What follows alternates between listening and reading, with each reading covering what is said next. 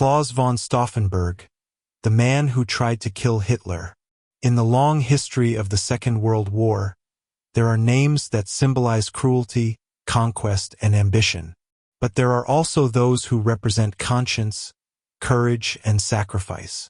Among them stands Claus von Stauffenberg, the German officer who dared to act against Adolf Hitler when almost no one else would.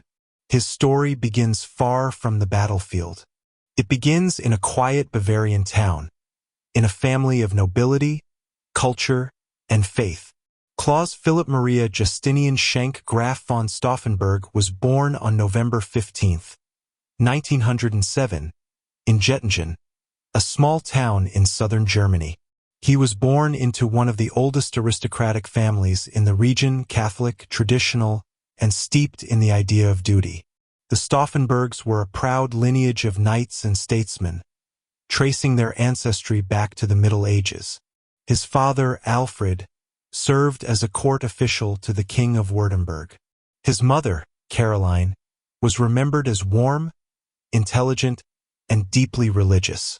Together, they raised 3 sons, Berthold, Alexander, and Claus, who would grow up to share an extraordinary bond of loyalty and conviction. Their childhood was disciplined but rich. They studied music, poetry, philosophy, and history. The family estate was filled with books and conversation. Even as a boy, Claus was introspective. He loved horses and riding, but also the arts and theology. He was not a typical soldier in the making. He was a thinker, shaped by tradition yet fascinated by modern ideas. In his teenage years, he discovered the writings of the poet Stephen George, whose philosophy would change him profoundly. George believed that Germany should be guided not by politics or power, but by spirit, by a moral and cultural elite devoted to truth and beauty. To Claus and his brothers, George became almost a prophet. They joined a small circle of his followers known as the Georgekreis. The poet spoke to them of an inner duty, to live honorably, to serve humanity, and to reject vulgarity and tyranny. These ideals would stay with Claus for the rest of his life. But outside their world of poetry and ideas, Germany was collapsing. The First World War had ended in defeat. The proud empire of their fathers had fallen. The Treaty of Versailles stripped Germany of its land, its army, and its dignity. The Stauffenbergs, like many of their class, watched in dismay as their nation plunged into political chaos and poverty. Claus was just 11 when the war ended, old enough to remember the humiliation and hunger that followed. The Weimar Republic seemed weak, unstable, and dishonorable. Yet even then, Claus was not drawn to rage or hatred. He wanted renewal, not revenge. He dreamed of a Germany restored through discipline, art, and faith. After finishing school, he decided to pursue a military career. It was not unusual for a young aristocrat, but for him it was a calling. He saw in the army a place where duty and order still meant something. In 1926, he joined the Reichswehr, the small professional army allowed by the Versailles Treaty. The Reichswehr was a world of strict codes and ancient pride. Officers were trained not just to fight, but to think. Stauffenberg thrived there. He was intelligent, confident, and driven by a sense of purpose. His instructors noted his seriousness, his sharp mind, and his deep understanding of strategy. He stood out among his peers not because of ambition but because of conviction. The 1920s were years of crisis and uncertainty for Germany. Inflation soared, governments fell, and the streets were filled with violence. Extremist movements grew, from communists on the left to nationalists on the right. The old order was dying, and a new, darker one was beginning to rise.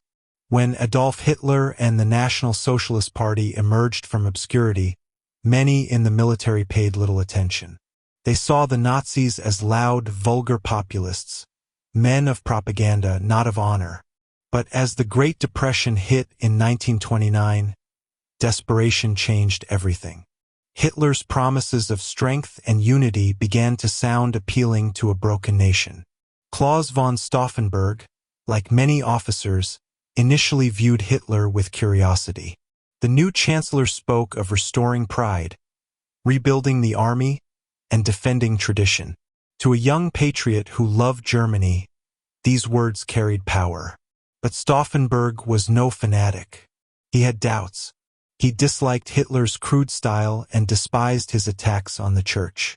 More than anything, he distrusted the cult of personality forming around him. Still, duty was duty. The army was apolitical, or so it claimed to be. When Hitler consolidated power, swearing loyalty to him personally in 1934, Stauffenberg obeyed. The oath was sacred, an unbreakable bond for any officer. To defy it would have seemed unimaginable. In the early years of the Third Reich, Germany transformed. The economy recovered. Roads, factories, and armies were rebuilt. Many Germans believed in a national rebirth. But beneath the surface, something monstrous was taking shape. Jews, political dissidents, and anyone deemed un-German were persecuted. Concentration camps appeared. Freedom disappeared. Claus von Stauffenberg watched quietly, torn between patriotism and conscience. He was a soldier, not a politician, but he could see that the values he held dear, honor, justice, and respect for life, were being twisted. He once remarked to a colleague that blind obedience is not the same as loyalty. It was a dangerous thought in Hitler's Germany. By 1939, Europe stood on the brink of war. Hitler's ambitions were no longer hidden. When the invasion of Poland began, Stauffenberg, now a staff officer, joined the campaign. The German army swept forward with terrifying speed. But behind the front lines, he saw things that shook him: executions, deportations, and the systematic murder of civilians by the SS. At first, he told himself these were isolated crimes. But soon it became clear they were part of something far greater and darker. Reports circulated among officers. Entire villages burned. Innocent people shot in cold blood. It was not war as he had been taught to fight it. It was murder. As the campaigns in France and later in Russia unfolded, Stauffenberg's unease deepened. He saw the arrogance of Hitler's generals, the disregard for human life, and the delusion of infallibility that surrounded the Führer. The oath that once bound him now began to suffocate him. Still, he served with distinction. He was brave, precise, and utterly professional. His superiors valued his mind. But inside, he was changing. He no longer believed that victory could bring salvation. He began to speak quietly, among trusted friends, about the need to restore honor, even if it meant opposing the regime itself. Then came Africa. In 1942, Stauffenberg was transferred to North Africa to serve under Field Marshal Erwin Rommel, the famous Desert Fox. There, in the harsh landscape of sand and heat, he found a different kind of war, a soldier's war. The fighting was brutal, but without the atrocities of the East. Among the officers of the Afrika Korps, he felt once again the spirit of discipline and professionalism he had always valued.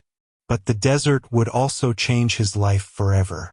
In April 1943, during an Allied air attack near Tunis, his car was strafed by low-flying aircraft. The explosions ripped through the convoy. Stauffenberg was badly wounded. He lost his right hand, his left eye, and 2 fingers from his remaining hand.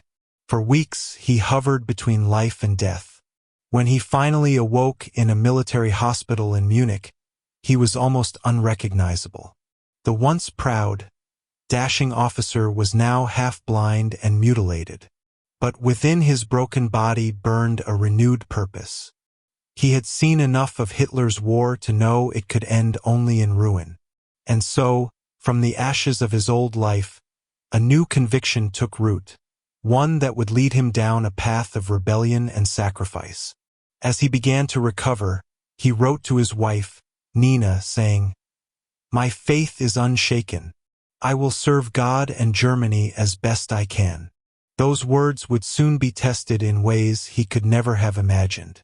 The soldier had become a conspirator, and his target was the Führer himself. When Claus von Stauffenberg returned from North Africa, he was a changed man. The wounds that had nearly killed him had also stripped away any remaining illusions. He had given his blood for Germany, yet he could no longer serve the regime that had brought the nation to ruin. Lying in hospital, bandaged and half-blind, he began to think not about recovery, but about resistance.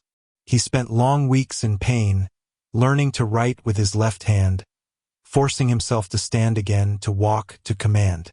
His determination astonished doctors and visitors alike. He refused pity. He told his nurses that he still had one eye to see and one hand to act, and that was enough. Friends who visited him noticed a new fire in his words. He spoke openly of Hitler's crimes, of the madness of the war, and of the duty of officers to act. Some begged him to stay silent. Others quietly agreed. Among the German aristocracy and the professional officer corps, small circles of resistance were forming. They were scattered, cautious, and terrified, but united by conscience. One of the most important figures was General Ludwig Beck, a respected strategist who had resigned years earlier in protest over Hitler's reckless policies. Another was Colonel Henning von Tresckow, serving on the Eastern Front, who had already tried and failed to kill Hitler in 1943. There were diplomats like Ulrich von Hassel, theologians like Dietrich Bonhoeffer, and officers in Berlin who saw that Germany's defeat was inevitable. They believed that to save what remained of their country, Hitler had to die. Stauffenberg was still recovering when he began to make contact with these men. Through family connections and trusted intermediaries, he reached Beck's circle in Berlin. At first, he was cautious. He had seen too many betrayals. But when he met Beck and Tresckow, he realized they shared his vision. Not a mere coup, but a moral act to restore honor.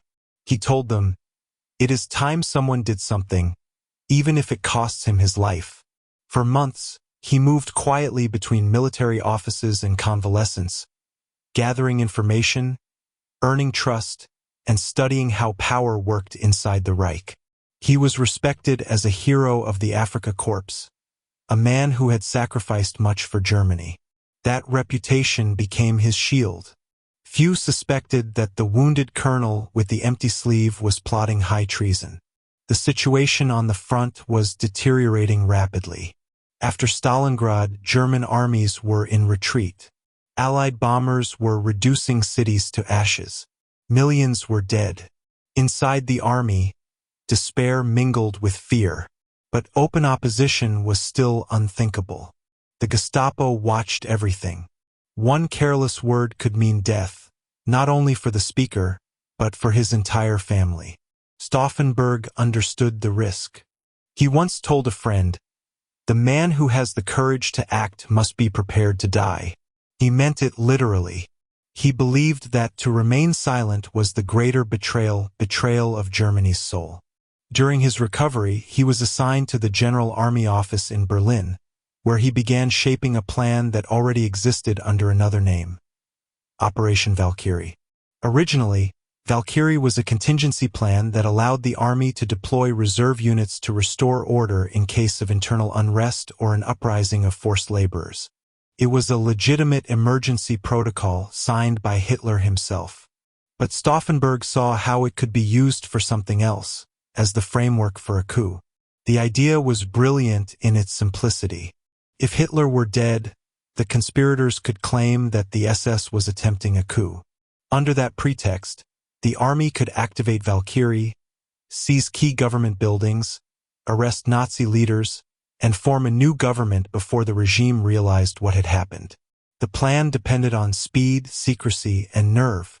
It also required someone with direct access to Hitler, someone who could plant a bomb at one of his briefings. By the spring of 1944, Stauffenberg had recovered enough to return to active service. He was appointed Chief of Staff to General from the head of the replacement army, which controlled troops inside Germany itself. It was the perfect position. From his office in the Bendler block in Berlin, Stauffenberg had the authority to transmit Valkyrie orders throughout the Reich. He also had access to the Wolf's Lair, Hitler's field headquarters in East Prussia. Fate had given him exactly what he needed, the power to act. The question was when. In the months that followed, the resistance worked feverishly to finalize details. Stauffenberg traveled constantly between Berlin and the front, coordinating with Beck, Tresckow, and other conspirators. They wrote secret drafts of government decrees, lists of ministers, and plans for surrender negotiations once Hitler was dead. It was treason in every sense, but to them it was justice. Each meeting carried mortal danger. They used coded language, burned notes, and trusted only a handful of people. Even among their closest allies, there was doubt. What if Hitler survived? What if the troops refused to obey? What if the Allies rejected their offer of peace? The risks were enormous, but Stauffenberg's determination never wavered.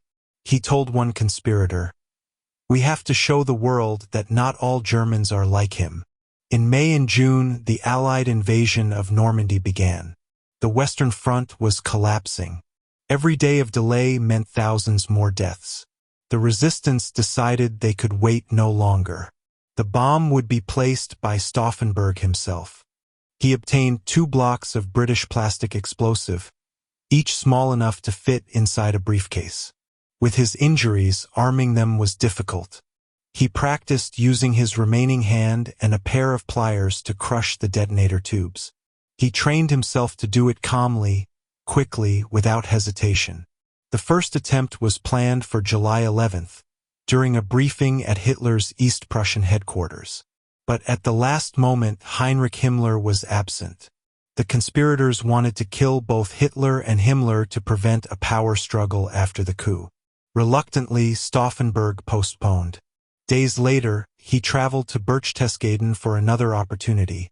Again, the meeting was cancelled. Each failure increased the risk of discovery. He knew that if they delayed much longer, the Gestapo would close in. By mid-July, Stauffenberg's patience was gone. He told Beck, "We cannot wait for perfect conditions.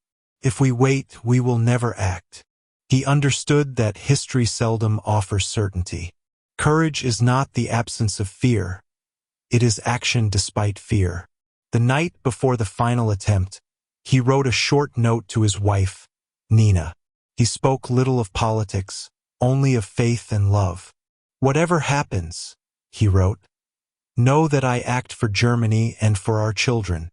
My heart is full of hope."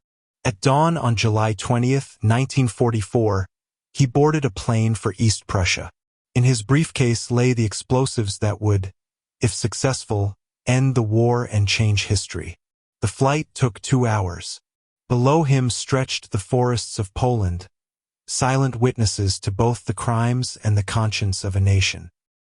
He looked out of the window with his one good eye and whispered a prayer. He knew that he would never return. As the plane descended toward the airfield near Rassenberg, Stauffenberg prepared himself. In a few hours, he would stand face to face with Adolf Hitler and decide the fate of millions. It was shortly after 10 in the morning when Colonel Claus von Stauffenberg landed at the Wolf's Lair airfield in East Prussia. The forests were dense and silent. Guard towers rose above the trees. The smell of pine mixed with the acrid scent of fuel and dust. This was the heart of Hitler's war machine, a fortress hidden in the woods, protected by layers of concrete, mines, and armed patrols. Stauffenberg was met by a staff car and driven through the heavily guarded perimeter.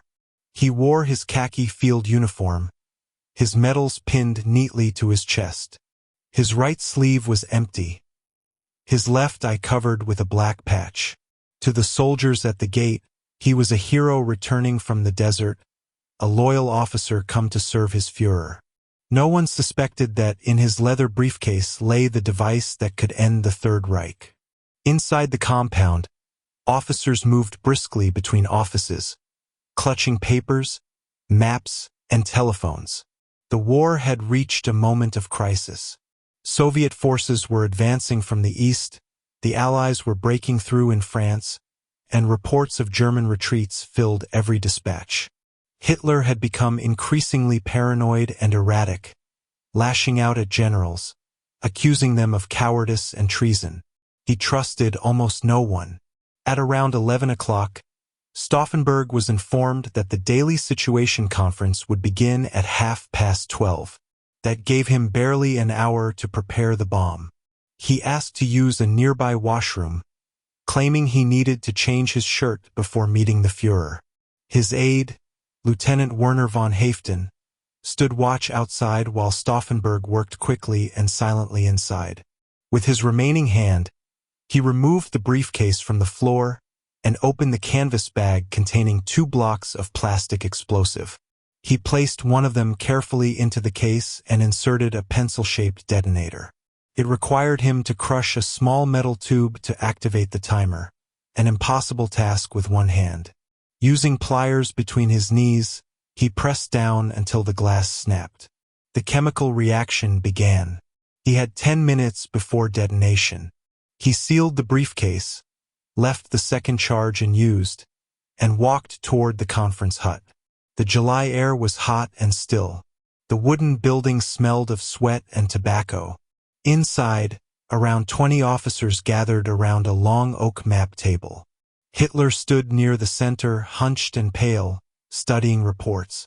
Stauffenberg entered, saluted sharply, and set the briefcase under the table, close to Hitler's right side. The room was crowded. General Keitel motioned for him to stay near the door so he could speak after the briefing. At 12:37 p.m., as the meeting began, Stauffenberg quietly excused himself, pretending to take a phone call. He stepped outside, his heart racing. Minutes later, the ground shook. A deafening explosion tore through the conference room. Windows shattered. Smoke and debris filled the air. Guards shouted orders, running in confusion. From the blast site, flames rose briefly above the treetops. Stauffenberg glanced toward the smoke. "It's done," he whispered. Believing Hitler dead, he and Haeften rushed to their car, driving toward the airfield. By 1:30, their plane was airborne, heading for Berlin. In his mind, the coup had already begun. At the Wolf's Lair, chaos reigned. For officers were killed instantly. Others lay bleeding and burned. But Hitler, shielded by the thick table leg, survived with minor injuries. His hair was singed, his eardrums ruptured, his right arm burned, but he was alive. Within an hour, radio messages confirmed it. Back in Berlin, the conspirators inside the Bendler block, the army headquarters, waited anxiously for Stauffenberg's signal. Telephones rang, messages came and went. At 3 o'clock, word arrived. Hitler was dead, or so they believed. General Albrecht, one of the leading plotters, activated Operation Valkyrie. Orders went out across Germany to mobilize reserve troops and occupy government buildings. Soldiers in gray uniforms poured into the streets of Berlin, guarding the Ministry of Propaganda, arresting SS officers, cutting telephone lines. In Paris, Vienna, and Prague, similar orders were received. For a brief moment, the machinery of the coup began to move. Germany's fate hung in the balance. But by 4:30, confusion set in. Reports from East Prussia contradicted the news. Hitler, it seemed, was alive and speaking with his staff. Some officers hesitated. Others refused to follow orders without confirmation. The fragile web of coordination began to unravel. At the Wolf's Lair, Hitler demanded revenge. He had been shaken but not broken. He ordered immediate communication with Berlin to crush the uprising. By 5 o'clock, loyal commanders were countermanding Valkyrie orders. Units that had once marched for the conspirators now turned their guns against them. When Stauffenberg's plane landed in Berlin shortly after 6, he stepped onto the tarmac, convinced that victory was at hand. He was greeted by officers who did not yet know the truth. Only when he reached the Bendler block did he learn that Hitler had survived. For a moment he stood silent, absorbing the weight of failure. Then he said quietly, "The Führer is alive." Panic spread through the corridors. Albrecht urged him to flee, but Stauffenberg refused. He believed it was better to die fighting than to live in submission. He ordered that the Valkyrie plan continue. Troops loyal to the conspirators were still in the streets. There was a chance, however small, that Berlin could still be taken. At 7 o'clock, Hitler's personal broadcast went out on the radio. His voice, trembling but furious, declared, "A small clique of ambitious officers has committed high treason. The attempt has failed." The announcement shattered any remaining hope. Loyal troops began surrounding the Bendler block. Gunfire echoed through the city. Inside the building, confusion turned to despair. General Frum, once a silent accomplice, switched sides to save himself. He ordered the arrest of the conspirators. Stauffenberg, Haften, Albrecht, and Merz von Kornheim were taken into custody. Frum declared that they would be executed immediately to restore order. In the courtyard, dimly lit by a few lamps, the four men were lined up before a firing squad of army soldiers. They stood without blindfolds. When the officer in charge gave the order, Stauffenberg raised his chin and shouted, "Long live our sacred Germany!" The shots rang out, echoing through the night. It was just after midnight. The coup was over. The following days were filled with terror. Thousands were arrested. The Gestapo interrogated and tortured anyone suspected of involvement. Show trials were held at the People's Court under the brutal judge Roland Freisler. Defendants were humiliated, screamed at, and sentenced to death within minutes. Many were hanged with piano wire in Plötzensee prison, their executions filmed for Hitler's amusement. By August, the resistance was destroyed. The hope that had flickered on that July afternoon was extinguished in blood. But the meaning of their act could not be erased. Even in failure, they had proven that moral courage still existed within Germany. For Stauffenberg, the end came swiftly, yet his defiance endured. He had once written that action, not speech, defines a man. On July 20th, he lived those words. He had acted when action seemed impossible, and though he fell, his act would echo through generations. When the sun rose over Berlin on July 21, 1944, the coup was over. In the courtyard of the Bendler block lay the bodies of Claus von Stauffenberg and his fellow conspirators. They had been executed only hours earlier, their brief rebellion crushed before it could spread. The silence that followed was heavy and unnatural, the silence of fear returning. For Hitler, the attempt on his life became proof of destiny. He paraded his survival as a miracle, a sign that Providence still protected him. He ordered a wave of purges across the army, the government, and the church. Every whisper of dissent was hunted down. Thousands were arrested, tortured, and condemned in grotesque show trials. The People's Court under Roland Freisler turned justice into theater. Defendants were mocked, screamed at, and sentenced before they could speak. Families of the accused were imprisoned, their children sent to orphanages under new names. The Stauffenberg family was not spared. Nina von Stauffenberg, pregnant with their fifth child, was arrested and sent to a concentration camp. Her children were taken away and scattered across Germany under false identities. They would not see their mother again until the war ended. She survived, but only barely. For months, she lived with the knowledge that her husband had died branded as a traitor. In the official records of the Reich, Claus von Stauffenberg was condemned as a coward, a criminal, a betrayer of the Führer. But among those who still possessed conscience, his name began to take on another meaning. Even some who had doubted him whispered that he had acted bravely, that he had shown what true patriotism meant. For many Germans, though, there was only silence. The regime's terror was too strong, and the war still raged on. It would take time, years, even decades, for his act to be understood. When the Third Reich finally collapsed in May 1945, Germany lay in ruins. Cities were rubble, millions were dead, and the world looked upon the nation with horror. The crimes of Auschwitz, of the camps, of the invasions were revealed in full. To most outside observers, there seemed to be no Germany worth saving. But within that darkness, the memory of the July 20th conspirators offered something small but vital, proof that conscience had not died completely. In the first years after the war, few wanted to speak of them. The country was broken, hungry, and ashamed. Many still saw Stauffenberg as a traitor, unable to separate loyalty to a leader from loyalty to a nation. But as time passed, the silence began to lift. Historians, soldiers, and survivors started to re-examine the motives of those who had tried to stop Hitler. The image of Stauffenberg slowly changed from conspirator to moral symbol.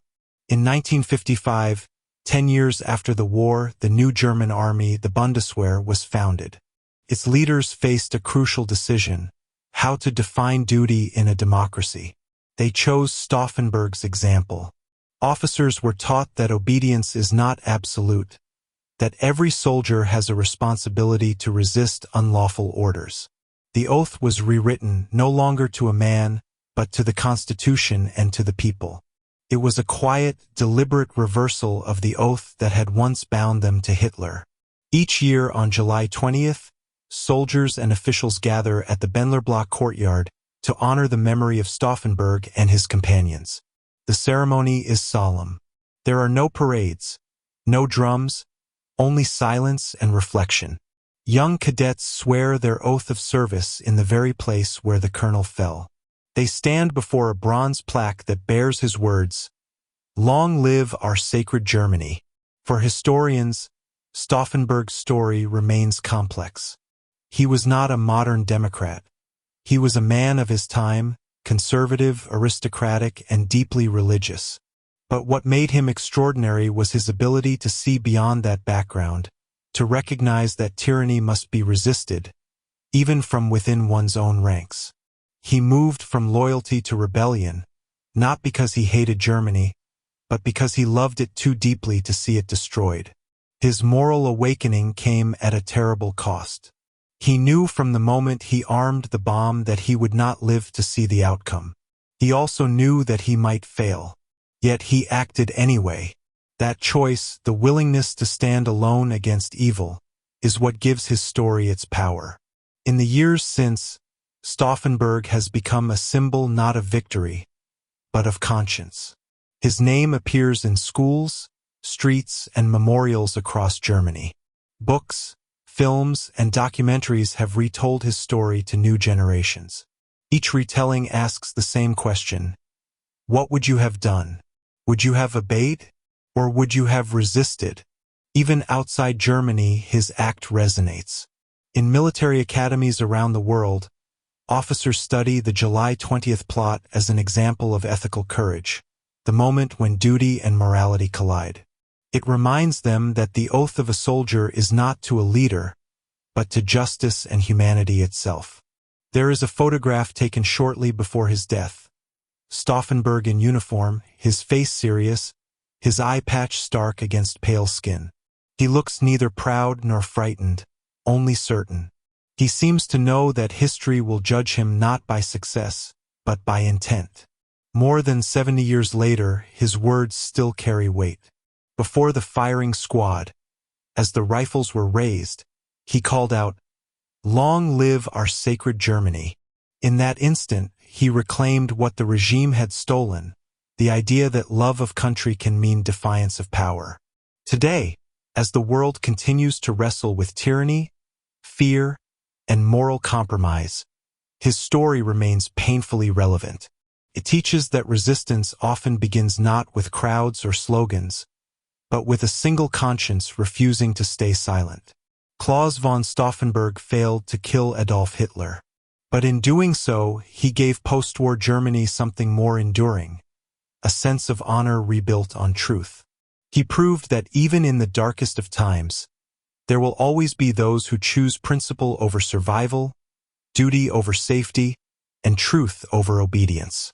He lived only 36 years, yet in those years he left behind a legacy that outlasted empires.